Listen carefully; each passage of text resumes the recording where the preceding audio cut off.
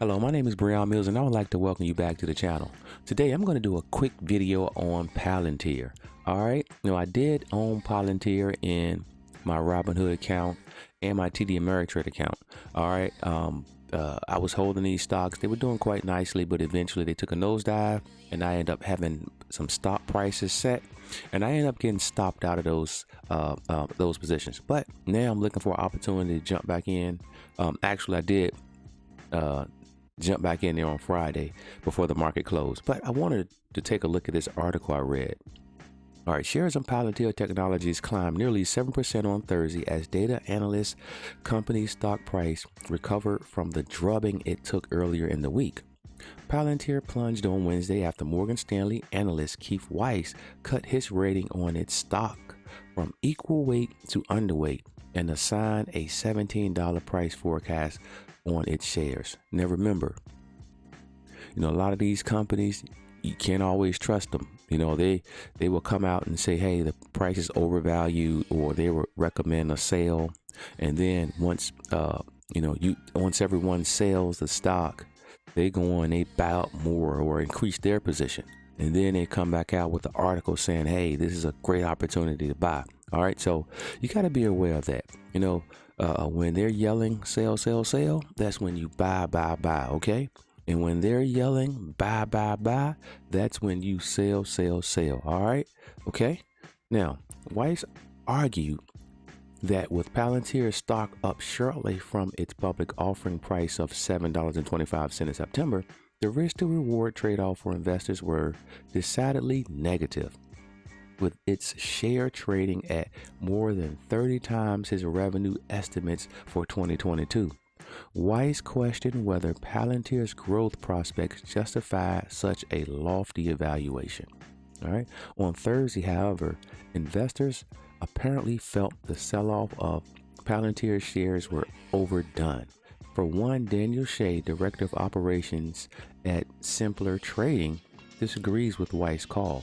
I'm looking at this as a 5 to 10 year play as far as just buying and holding the stock, Shea said on CNBC. All right. While serving government agencies will remain a core focus, the long-term performance of Palantir stock will come down to its ability to expand into the private sector. Palantir wants to build data platforms for pharmaceutical, energy, and aerospace industries, among others. It's making significant progress in these areas, with multiple major contract wins in recent months. If Palantir can continue to broaden its customer base, it's possible that it could grow into a lofty valuation over time. All right. So again, Palantir is in a position where it's continue to build its portfolio of business operations. Okay. All right. And that's why I will always be, in and out, or maybe in the stock long term, but I'll definitely always hold a position or hold some options on Palantir. Okay. All right. Now let's take a look at the stock. Now, as we can see here, the stock had a great run from 15 to 30. All right. Then we had a nice pullback. All right. You see here.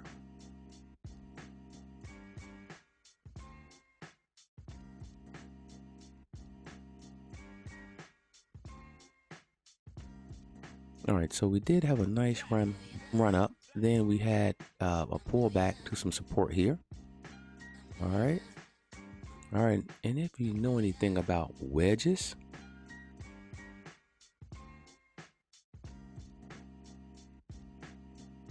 you can see the wedge pattern forming here. All right. So what eventually happens with wedges is you will have a nice uptrend. Then we will have a healthy decline, right? Healthy downtrend, which is healthy for the stock. Then we'll have some consolidation here, right? We'll have some consolidation, but because we had the previous uptrend here, after the consolidation, I expect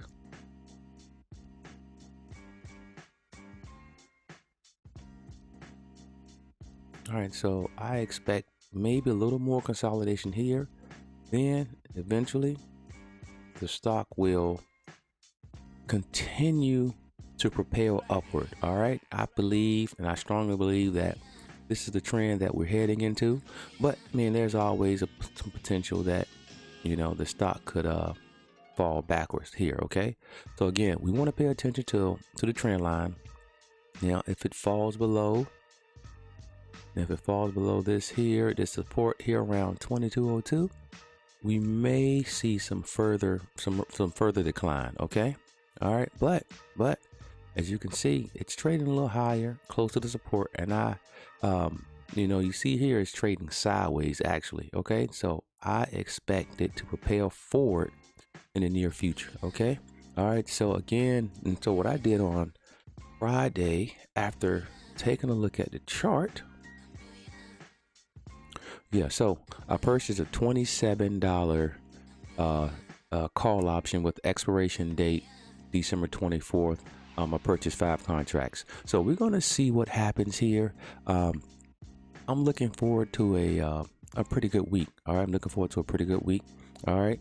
Now, again, most folks won't show you these type of things, man. They won't show you when they jump into a stock because there's always a possibility that they may fail, right?